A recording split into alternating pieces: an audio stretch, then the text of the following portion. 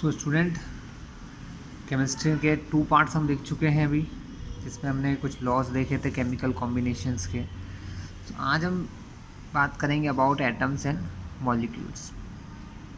Class हमने क्या देखा था फर्स्ट क्लास में कि मैटर जो होता है, मैटर के 2 मेन पार्ट होते हैं, प्योर सब्सटेंस और मिक्सचर। प्योर सब्सटेंस में हमने 2 थिंग्स देखी थी, कंपाउंड एंड एलिमेंट। कंपाउंड और एलिमेंट। देखिए, इस दुनिया के अंदर जो भी चीज़ें मिलती हैं, है ना, वो मिक्सचर होती है या प्योर सब्सटेंस होती है। प्योर सब्सटेंस 2 प्रकार के होते हैं, कंपाउंड और एलिमेंट। तो एक्चुअल में एलिमेंट होता है क्या क्लास? तो हमें जो भी चीज़ें अर्थ से मिल रही है ना, उसके अंदर एटम्स होते हैं, क्योंकि हमने क्या देखा कि इस वर्ल्ड में जो भी छोटी से छोटी चीज़ें, मिक्सचर हो, कंपाउंड हो, कुछ भी हो, उसके अंदर क्या होते हैं, छोटे छोटे पार्टिकल्स होते हैं जिनसे वो मिलके बने होते हैं, जिसको हम एटम्स कहते हैं। क्या कहते हैं स्टूडेंट? उनको हम कहते हैं एटम्स। यानी हर एक चीज़, हर एक वस्तु या आपके आसपास जो भी आप सामान देख रहे हो, वो उसके अंदर कोई ना कोई छोटे छोटे एटम्स होंगे जिनसे वो मिलके एक बड़ा वैल्यू बनी है। जैसे ये पेन अगर मैं आपके सामने रख रहा हूँ, तो ये जिस भी मटेरियल से बना है, इसके अंदर ये रबर है, प्लास्टिक है, ठीक है, इन सब के छोटे छोटे एटम्स होते हैं, ठीक है। यानी एटम तो एलिमेंट भी में भी होंगे और एटम्स होंगे कंपाउंड में भी, इन दोनों के अंदर एटम्स ही होते हैं, ठीक है। लेकिन what happened when an atom react with another atom? तो हमने क्या देखा कि एटम तो हर चीज़ में होता है, जो भी नॉन लिविंग थिंग है, उन हर नॉन लिविंग थिंग में, हर चीज़ में, ये पेपर जो ये देख रहा हूँ मैं, इस पेपर के अंदर भी क्या होंगे? एटम्स होंगे। ये पेपर जिस पे हम लिख रहे हैं, इस पेपर के अंदर भी एटम्स होंगे, ठीक है। तो एलिमेंट क्या कहता है? एलिमेंट और कंपाउंड में सिर्फ एक ही डिफरेंस होता है स्टूडेंट, कि एलिमेंट जो होते हैं उनके अंदर सिर्फ 1 काइंड ऑफ एटम होते हैं। कैसे एटम होते हैं? 1 काइंड ऑफ एटम, जिसमें सिर्फ एक प्रकार के एटम होते हैं। और कंपाउंड्स वो चीज़ें होती हैं दैट मस्ट कंटेन एटलीस्ट कम से कम 2 डिफरेंट एटम, जिनके अंदर 2 डिफरेंट एटम कम से कम होते हैं। एग्जाम्पल की बात करते हैं दोनों के लिए।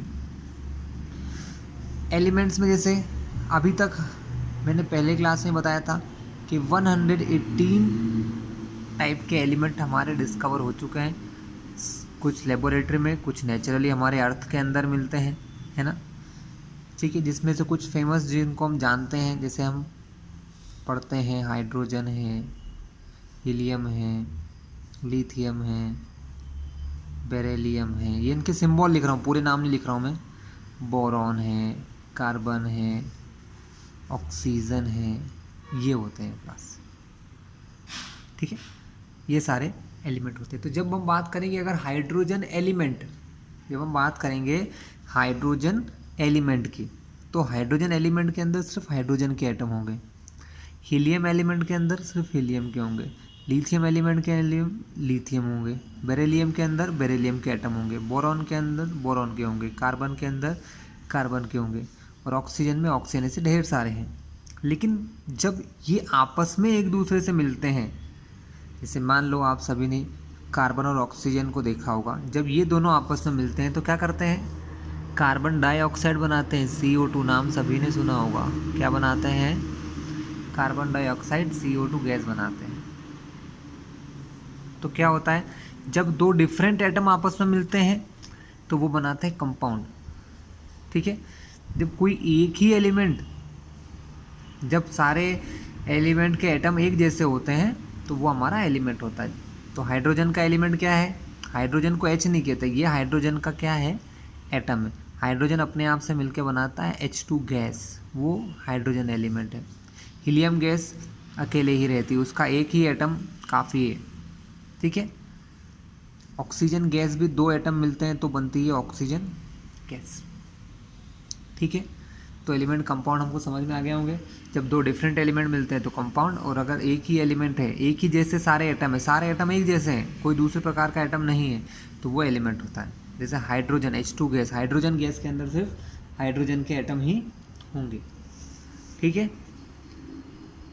तो ये तो था हमारा एटम। तो हमने क्या पढ़ा था, डाल्टन की थ्योरी पढ़ी लास्ट वीडियो में हमने। इससे पहले क्या इस नॉन लिविंग थिंग्स सभी किससे मिलके बनी है, हर एक मैटर किससे मिलके बना है, एटम से मिलके बने हैं, एटम्स और मॉलिक्यूल्स। ठीक है, अब एटम्स और मॉलिक्यूल में क्या डिफरेंस है क्लास। तो एटम सबसे छोटी चीज़ें हैं, लेकिन एटम क्या होता है, एटम अकेले नहीं रह पाता है। एटम को रहने के लिए क्या करना पड़ता है, दूसरे एटम से मिलना पड़ता है। अभी सिर्फ इतना समझे क्यों मिलते हैं, ये आगे समझेंगे, आगे लेसन नंबर 4 आएगा, बहुत डिटेल में पढ़ेंगे। तो एटम्स क्या करते हैं, एटम्स अपने आप से मिलते हैं या किसी दूसरे एटम से मिलते हैं और क्या बनाते हैं, मॉलिक्यूल्स बनाते हैं। जैसे ये CO2 है, ये एक एटम नहीं है, इसके अंदर कार्बन का एक एटम है, ऑक्सीजन के 2 एटम्स हैं और ये एक मॉलिक्यूल है। क्या है क्लास, मॉलिक्यूल। मॉलिक्यूल और एटम में क्या डिफरेंस है कि मॉलिक्यूल जो होता है वो फ्रीली रह सकता है, जबकि एटम फ्री नहीं रहता है, वो किसी ना किसी से रिएक्शन करता है। क्या करता है, दूसरी चीज़ों से रिएक्शन करता है। तो एटम्स मिलके क्या बनाते हैं, मॉलिक्यूल्स बनाते हैं। ठीक है, और मॉलिक्यूल कैसा होता है, फ्री होता है, वो ज़्यादा रिएक्टिव नहीं होता है, जबकि एटम क्या होता है, बहुत ज़्यादा रिएक्टिव होता है, वो दूसरे एटम से रिएक्शन करता है। तो अब मॉलिक्यूल देखेंगे, मॉलिक्यूल होते हैं 2 टाइप के स्टूडेंट। मॉलिक्यूल्स कितने टाइप के होते हैं, 2। कैसे कैसे समझिए। एक मॉलिक्यूल होते हैं, देखिए जैसे एग्जांपल के लिए O2, ऑक्सीजन के एटम को हम O कहते हैं। क्या कहते हैं, ऑक्सीजन के एटम को O। जब ऑक्सीजन का एक एटम अपने ही ऑक्सीजन के एक और एटम से मिल जाता है, when oxygen 1 atom react with another oxygen atom, जब एक ऑक्सीजन का एटम दूसरे ऑक्सीजन के एटम से मिलता है तो वो O2 बनाता है। तो हमने मॉलिक्यूल के लिए क्या देखा था, it is the combination of atom, atom का ग्रुप है ना, भले ही वो एटम सेम हो चाहे डिफरेंट हो। तो जब दोनों एटम सेम हो तो भी ये मॉलिक्यूल होगा, तो इसको कहते हैं मॉलिक्यूल ऑफ एलिमेंट। क्या होता है स्टूडेंट, ये होता है मॉलिक्यूल ऑफ एलिमेंट। और दूसरा, ऑक्सीजन अगर हाइड्रोजन से मिलता है तो वो ये फॉर्मूला बनाता है H2O। तो यहाँ पर 2 डिफरेंट एटम हैं, हाइड्रोजन और ऑक्सीजन 2 अलग अलग एलिमेंट के एटम हैं, तो इसको क्या कहेंगे, ये होता है मॉलिक्यूल ऑफ कंपाउंड। क्या होता है, मॉलिक्यूल ऑफ कंपाउंड। ये मॉलिक्यूल ऑफ एटम। और बताता हूँ, H2 हाइड्रोजन का एक एटम हाइड्रोजन के ही एटम से रिएक्शन करता है। ठीक है, तो जब दोनों एटम एक जैसे हैं तो ये एलिमेंट का है, किसका है, ये मॉलिक्यूल तो है लेकिन किसका मॉलिक्यूल है, हाइड्रोजन एलिमेंट का। ये मॉलिक्यूल किसका है, ऑक्सीजन एलिमेंट का। लेकिन ये मॉलिक्यूल किसका है, ये वाटर कंपाउंड का, क्योंकि वाटर अकेले नहीं बनता है, वाटर ऑक्सीजन और हाइड्रोजन से मिलके बनता है। और एग्जांपल ऐसे तो ढेर सारे एग्जांपल होंगे, CO2 होगा, NH3 होंगे, NaCl, KCl, और ढेर सारे स्टूडेंट लिखते लिखते थक जाएंगे। ठीक है, यहाँ पर भी बहुत सारे एग्जांपल हो रहे हैं। क्लोरीन जब अपने आप से मिलता है तो Cl2 गैस बनाता है, क्लोरीन गैस। ठीक है, इसके अलावा फ्लोरीन गैस अपने आप से रिएक्ट करके F2 फ्लोरीन गैस बनाते हैं। ठीक है, चलिए, कार्बन के एटम अकेले ही रहते हैं, मतलब रहते बहुत सारे साथ में, लेकिन उसको C ही लिखते हैं। तो ये मॉलिक्यूल्स ऑफ क्या है, एलिमेंट। ये है मॉलिक्यूल्स ऑफ कंपाउंड। क्या डिफरेंस है, जब मोर देन 1 एटम, जिनमें 1 एटम से ज़्यादा होते हैं वो मॉलिक्यूल्स होते हैं। लेकिन ऐसा नहीं है कि जिनमें एक एटम होता है वो मॉलिक्यूल नहीं होते हैं। जैसे कि हीलियम, जो नोबल गैसेस हैं, ग्रुप नंबर 18 में आप पढ़ोगे या पढ़ के आए होंगे 10th में, कि helium atom, neon, organ, krypton, ये सब जो नोबल गैसेस हैं, इनके जो एटम होते हैं वो किसी और से रिएक्शन नहीं करते हैं और अपने आप से भी रिएक्शन नहीं करते हैं, यानी इनका सिर्फ एक ही एटम मॉलिक्यूल बना लेता है। ठीक है, तो इनको छोड़ के, नोबल गैसेस को छोड़ के बाकी सारे एलिमेंट जो हैं, अगर उनके एक से ज़्यादा एटम होते हैं तो हम उसको मॉलिक्यूल मानते हैं। जैसे ऑक्सीजन का मॉलिक्यूल, यहाँ पर कंपाउंड के लिए तो कोई इशू नहीं है, कंपाउंड के लिए तो बहुत आसान है। अगर more than one type of atom दिखे, जैसे H2O दिखा, CO2 दिखा, कार्बन ऑक्सीजन दो अलग एलिमेंट दिख गए, नाइट्रोजन हाइड्रोजन अलग एलिमेंट है, तो ये कंपाउंड का मॉलिक्यूल हो गया। क्लियर है क्लास? सो स्टूडेंट्स, अब हम देखते हैं एटॉमिक मास। किसी एटम का मास कैसे निकाला जाता है या कितना मास उसका होता है, ये चीज़ हम अब पढ़ने वाले हैं। जो कुछ पिछले वीडियो में मैंने आपको दिखाया था कि हाइड्रोजन का मास होता है 1, ऑक्सीजन का 16, ये कैसे होता है ये समझते हैं। तो क्लास एटॉमिक मास, क्योंकि एटम बहुत ही स्मॉल होता है तो उसका एग्जैक्ट मास निकालना तो इम्पॉसिबल था। आज के समय में तो फिर भी काफ़ी न्यू टेक्निक्स आ गई हैं तो हम फाइंड कर सकते हैं, लेकिन किसी एक एटम को फाइंड करना, आपसे कहा जाए कि किसी भी चीज़ का एक एटम निकाल के दिखाइए, तो हम नहीं दिखा सकते क्योंकि वो बहुत ज़्यादा छोटा होता है। तो हम क्या करते हैं, हम निकालते हैं रिलेटिव एटॉमिक मास। किसी एटम का मास किसी दूसरे एलिमेंट के साथ कंपेयर किया जाता है ना। हर एलिमेंट के मास को किसी दूसरे एलिमेंट के मास के साथ कंपेयर करके हम फाइंड करते हैं मास या रिलेटिव एटॉमिक मासेस। ठीक है, हम सभी की बुक में हमको टेबल गिवन होती है, जैसे उसमें मासेस दिए होते हैं, हाइड्रोजन हीलियम सभी के मासेस दिए होते हैं। तो वो जो मासेस हमको गिवन है वो एग्जैक्ट मास नहीं होते student, that are relative atomic masses. Relative atomic masses मतलब रिलेटिव यानी किसी दूसरे एलिमेंट के एटम से कंपेयर करना। तो स्टार्टिंग में क्या होता था, पहले हमारे यहाँ हाइड्रोजन के मास को 1 यूनिट माना जाता था। हाइड्रोजन एटम का जो मास होता है दैट इज कॉल्ड 1 AMU, उसको 1 एटॉमिक मास यूनिट कहते थे। हम हर एलिमेंट को किससे कंपेयर करते थे, हम हर एलिमेंट के एटम्स को हाइड्रोजन एटम से कंपेयर करके मास निकालते थे। लेकिन अब ये सिस्टम थोड़ा सा चेंज हो गया है। आज के समय में किसी एटम का मास निकालने की जो टर्म है उसको AMU की बजाय सिर्फ U कहते हैं, यूनिट। ठीक है, यूनिट मतलब एटम्स को मेज़र करने या एटम्स के मास को मेज़र करने की यूनिट। इसका एक फॉर्मूला होता है, फॉर्मूला होता है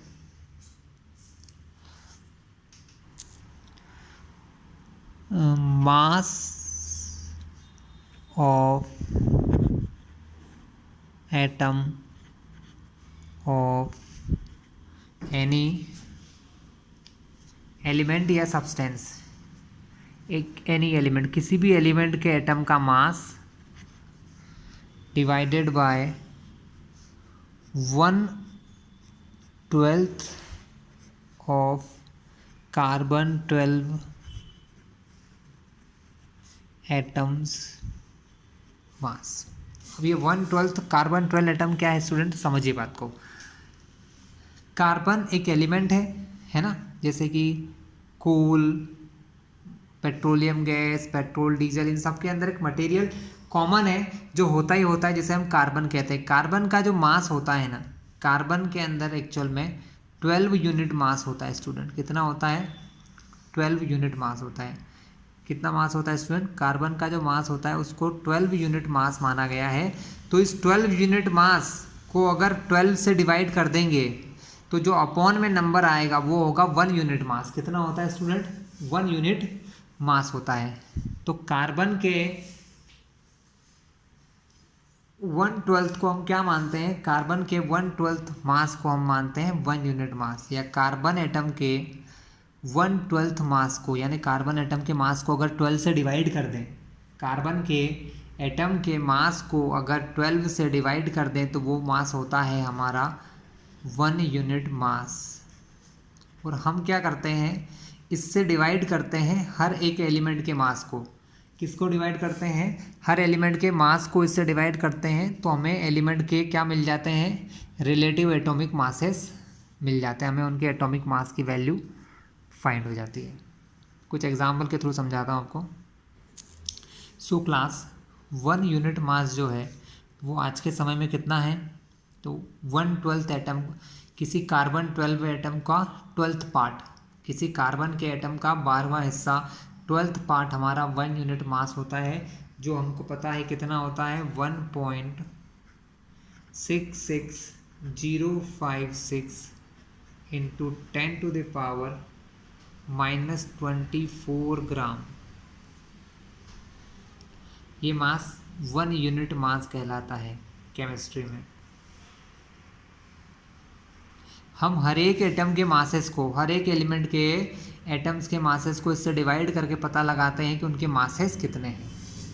ठीक है, तो मैं आपको शॉर्टली एक बार फिर समझा दूं कि हर चीज़ को मेज़र करने की यूनिट होती है, वैसे ही किसी एटम के मास को मेजर करने की यूनिट क्या होती है, उस एटम के, किसी भी एलिमेंट के एटम को मास करने की यूनिट होती है कि अगर वो कार्बन 12 एटम, कौन सा एटम, कार्बन 12 का जो एटम है उसके 12वें हिस्से का मास, यानी इतने मास से कितने गुना है या कितने टाइम से, इसके लिए यहाँ पर क्या रखा जाता है, मास ऑफ एटम। जैसे यहाँ बात करते हैं हम लोग हाइड्रोजन के एटम के मास की, किसकी बात करते हैं, हाइड्रोजन के एटम के मास की।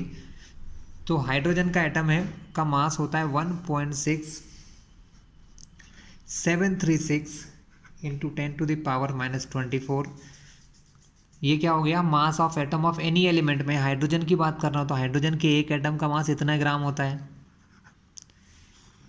अपॉन में ये कार्बन के 12 हिस्से का मास कितना होता है, कार्बन के 12 हिस्से का मास होता है 1.66056 इंटू 10⁻⁻24 ग्राम। ये तो कैंसिल हो गया, और अगर इसको इस टर्म से डिवाइड करोगे तो आंसर आएगा 1.008। ये हाइड्रोजन यूनिट, ये होता है हाइड्रोजन का मास। लेकिन हम इसको अपनी सुविधा के हिसाब से 1 ही मानते हैं। क्या मानते हैं हम, हमारी कन्वीनियंस के हिसाब से हाइड्रोजन का मास क्या मानते हैं, 1 मानते हैं। तो इससे क्या समझ में आया स्टूडेंट, इससे हमें ये समझ में आया कि किसी भी एलिमेंट का जो मास होता है वो उसका एग्जैक्ट मास नहीं होता है, वो उसका रिलेटिव मास होता है। कैसा मास होता है, रिलेटिव मास होता है, जो हम कैसे निकालते हैं, कार्बन 12 के मास से डिवाइड करके निकालते हैं। कार्बन 12 के एक एटम का, कार्बन 12 के एक एटम के 12th पार्ट यानी 12th पार्ट से डिवाइड करते हैं तो मास आता है 1.66056 इंटू 10⁻⁻24 ग्राम। इससे डिवाइड करते हैं तो हमें यूनिट में मास मिल जाता है कि हाइड्रोजन का मास है 1.008 यूनिट। ठीक है, चलिए अब हम देखते हैं average atomic mass. Average atomic mass का क्या फंडा है स्टूडेंट, जरा समझ में आएगा अभी आपको। Average atomic mass, last video में मैंने आपको कुछ लॉस पढ़ाए थे, है ना। उन लॉस में एक लॉ ये भी था, लॉ ऑफ कांस्टेंट प्रोपोर्शन। सो मैंने आपको एक टर्म नाम बताया था आइसोटोप, एक बात बोली थी मैंने आइसोटोप, शायद समझ नहीं आएगा, मैं आज आपको समझाता हूँ, या आ भी गया हो ये नहीं कह सकते। आइसोटोप का मतलब होता है किसी एक एलिमेंट के, किसी एक एलिमेंट के अलग अलग प्रकार के एटम। हमने डाल्टन की थ्योरी पढ़ी थी, है ना, पिछले वीडियो में डाल्टन की थ्योरी पढ़ी थी। डाल्टन ने क्या कहा था कि कोई भी एलिमेंट है, जैसे बात करते हैं कि कार्बन कोई एलिमेंट है हमारा, तो कार्बन के जो एलिमेंट होते हैं इसके सारे एटम एक जैसे होंगे। सारे एटम कैसे होंगे, एक जैसे होंगे। अगर मैं आपको इतना बड़ा मान लो कि ये कार्बन का एक टुकड़ा है, इस कार्बन के पीस में, इस कार्बन के टुकड़े में जितने भी एटम होंगे, मान लो 1 मिलियन 2 मिलियन जितने भी होंगे, वो सब एक जैसे होंगे। ये कहना था डाल्टन सर का, सबसे पहले जिन्होंने एटम की थ्योरी बताई थी। लेकिन बाद में ये गलत साबित हुआ। ये देखा गया कि कुछ एलिमेंट ऐसे होते हैं जैसे कार्बन, हाइड्रोजन, ऑक्सीजन, क्लोरीन, बहुत सारे एलिमेंट जिनके एटम एक जैसे नहीं होते हैं, मोर देन 1 टाइप, एक से ज़्यादा टाइप के होते हैं। कार्बन के 3 टाइप के एटम मिलते हैं स्टूडेंट। एक कार्बन का एटम मिलता है जिसका मास होता है 12 यूनिट। एक कार्बन का एटम मिलता है जिसका मास होता है 13 यूनिट। एक कार्बन का एटम मिलता है जिसका मास होता है 14 यूनिट। ठीक है, लेकिन देखा यही जाता है कि ये जो कार्बन 12 एटम है ये मोस्ट ऑफ यही पाया जाता है। मतलब अगर 100% की बात करें तो 100 में से ओनली 0.1% ये दोनों होंगे, बाकी सबसे ज़्यादा यही होगा। ठीक है, बट होते हैं ये परसेंटेज किसी किसी में कम होता है, किसी किसी में ज़्यादा होता है। जिसमें ज़्यादा होता है वहाँ पर हम क्या करते हैं, वहाँ पर हम उनका एवरेज एटॉमिक मास निकालते हैं। क्या निकालते हैं? एवरेज एटॉमिक मास निकालते हैं। किसके लिए? ऐसे एलिमेंट जिनके अंदर क्या होते हैं, आइसोटोप्स होते हैं। क्या होते हैं स्टूडेंट? आइसोटोप्स पाए जाते हैं। जैसे कार्बन का आइसोटोप होते हैं वैसे ऑक्सीजन के भी होते हैं।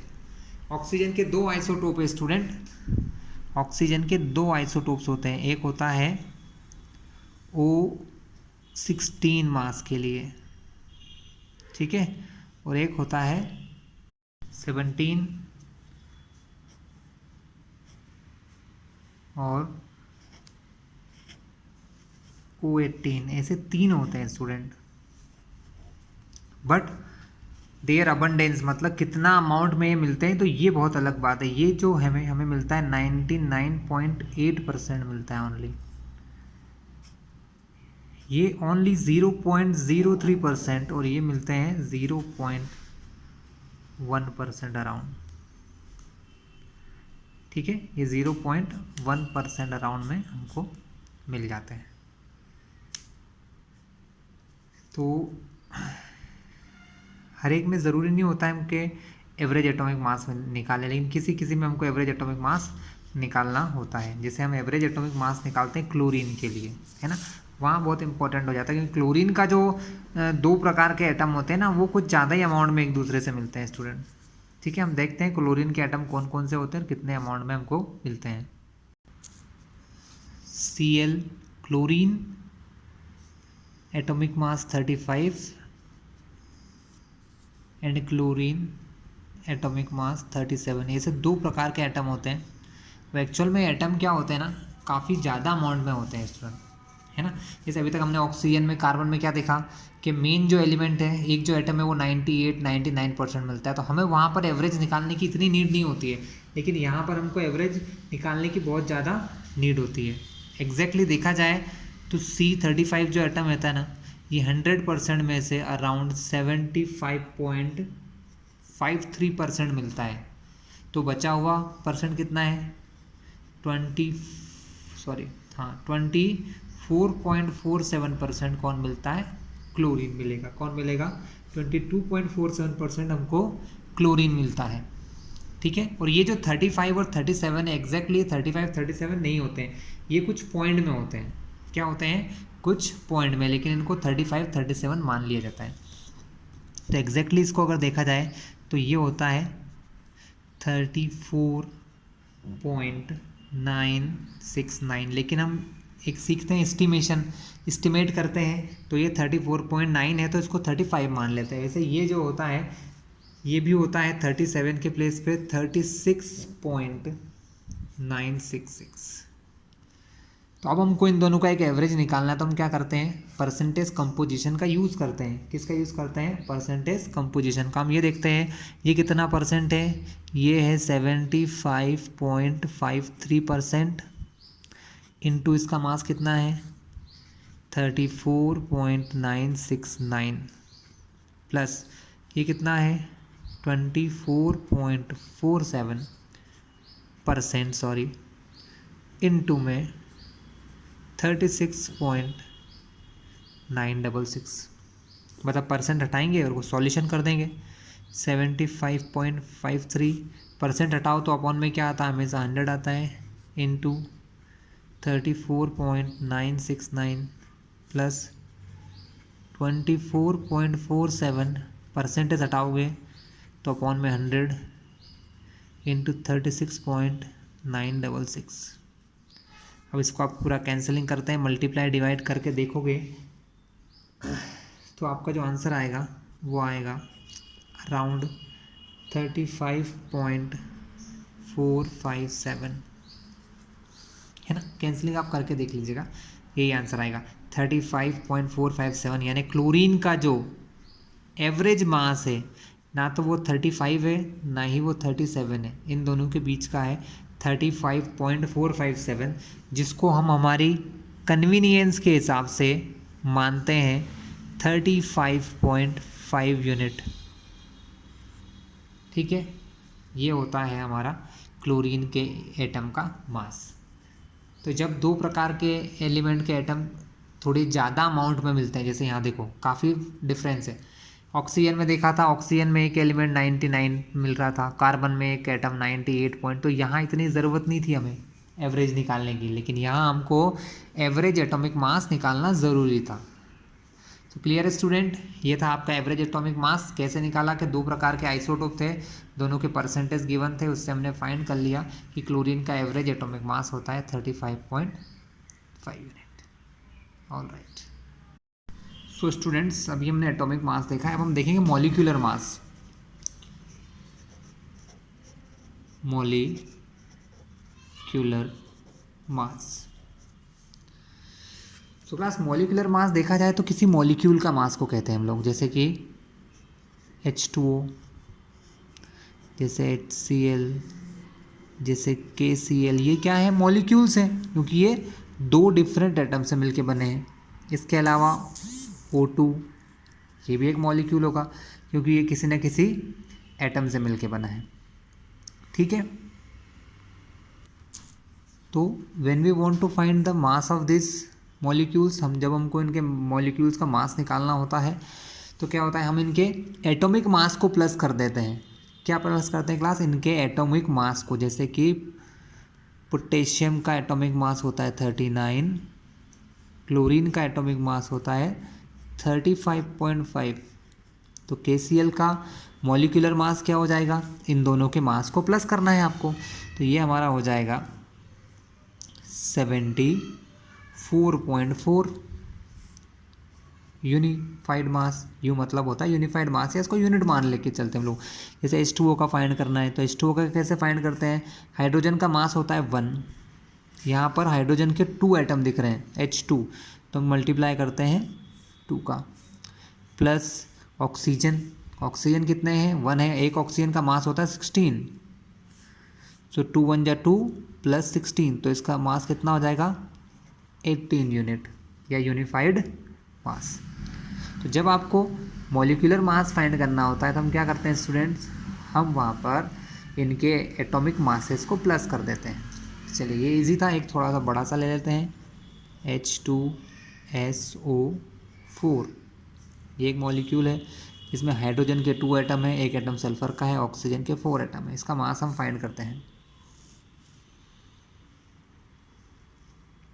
सो मास क्या होगा, हाइड्रोजन का मास होता है 1, कितने एटम है इसके, 2 एटम है, तो ये हो जाएगा 1 × 2, प्लस सल्फर का कितना एटम है, सल्फर का 1 एटम है, सल्फर का मास होता है 32 यूनिट, तो 32 सल्फर का।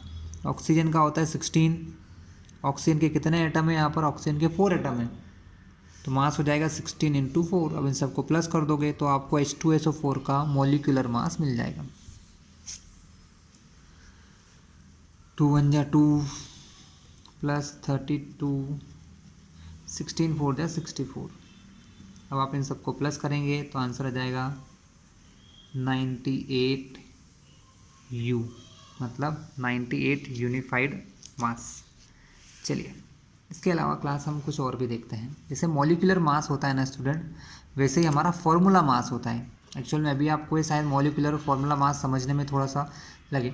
देखिए आगे हम चलेंगे ना तो मॉलिक्यूल्स और आयंस दो अलग अलग चीज़ें आप पढ़ोगे। क्या होता है, जो हमारे एटम्स होते हैं वो कभी कभी अपने इलेक्ट्रॉन्स को लूज़ करते हैं। इलेक्ट्रॉन क्या होते हैं क्लास, जो एटम के अंदर पाए जाते हैं। ये सब चीज़ें हम अगली 1-2 लेसन में देखेंगे, इसलिए मैं आपको सिंपल सा बता दूं थोड़ा सा शॉर्ट में, क्योंकि अभी मैं फॉर्मूला मास होता है जनरली स्टूडेंट आयोनिक कंपाउंड्स के लिए। किसके लिए होता है, फॉर आयोनिक कंपाउंड्स। ऐसा इसलिए क्योंकि आयोनिक कंपाउंड्स के अंदर क्लास जैसे ये KCl H2 ऐसा लिखा होता है ना, तो एक दूसरे से जुड़े हुए नहीं होते, वहाँ पर क्या होते हैं, आयंस होते हैं। जैसे कि एग्जांपल के तौर पे मैं आपको एग्जांपल दूँ NaCl का, ये एक आयोनिक सॉलिड होता है, आयोनिक कंपाउंड होता है जिसकी स्टेट सॉलिड होती है। यहाँ पर Na और Cl एक दूसरे से जुड़े नहीं होते, इनके आयंस होते हैं। जैसे सोडियम का आयन होता है Na+ और Cl का आयन होता है -, ठीक है। तो बस नेम में थोड़ा सा फ़र्क है, तरीके वही हैं, फॉर्मूला मास निकालना मॉलिक्यूलर मास निकालने जैसा ही होता है। तो Na का जो होता है मास होता है वो होता है 23 यूनिट, प्लस क्लोरीन का मास होता है 35.5 यूनिट। तो इन दोनों का अगर देखा जाए तो फॉर्मूला मास कितना हो जाएगा, 35 तो ये हो जाएगा 58.5 यूनिट।